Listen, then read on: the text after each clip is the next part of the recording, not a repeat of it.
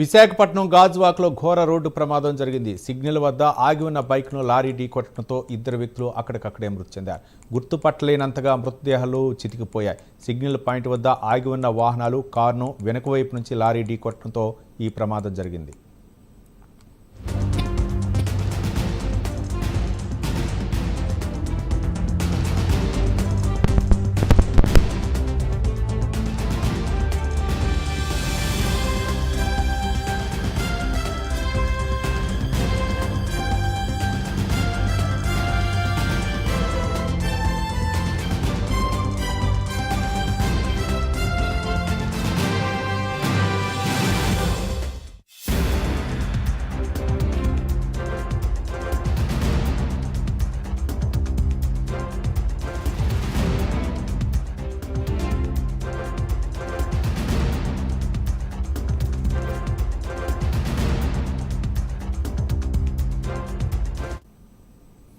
విశాఖపట్నం గాజువాకలో ఘోర రోడ్డు ప్రమాదం జరిగింది. సిగ్నల్ వద్ద ఆగి ఉన్న బైక్ను లారీ ఢీకొట్టడంతో ఇద్దరు వ్యక్తులు అక్కడికక్కడే మృతి చెందారు. గుర్తుపట్టలేనంతగా మృతదేహాలు చితికిపోయాయి.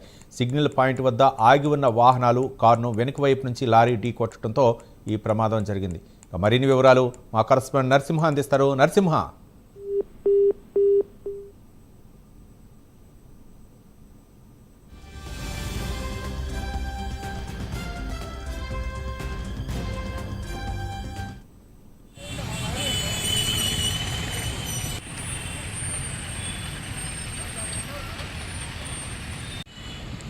సరే పెడతాను. ఎదుగా ఇది అదేంటి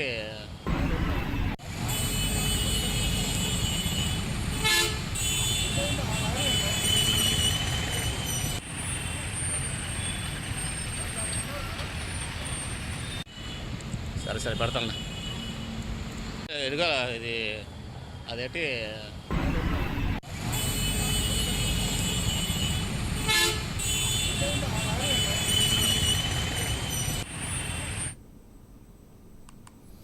విశాఖపట్నంలో ఘోర రోడ్డు ప్రమాదం జరిగింది. విశాఖపట్నం గాజువాకలో సిగ్నల్ వద్ద ఆగి ఉన్న బైక్ను లారీ ఢీకొట్టడంతో ఇద్దరు వ్యక్తులు అక్కడికక్కడే మృతి చెందారు.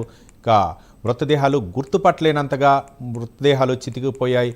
ఇదే అంశానికి సంబంధించి మరిన్ని వివరాలు మా కరెస్పాండెంట్ నరసింహ అందిస్తారు. నరసింహ,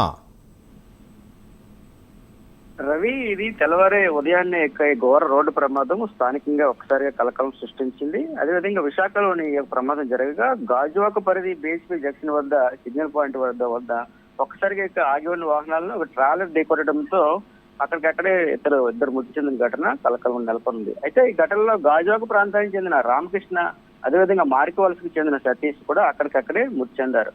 అయితే రామకృష్ణ కుమార్తె స్వల్ప గాయాలతో బయటపడగా కారులో మాత్రం ఉండటంతో మరో 5 ప్రాణాలు బయటపడ్డారు. అయితే సమాచారం అందుకున్న అక్కడ ఘటనా స్థలానికి చేరుకున్న పోలీసులు ఘటనా స్థలం నుంచి అక్కడ ట్రాఫిక్ ను కూడా క్రమబద్ధీకరించారు.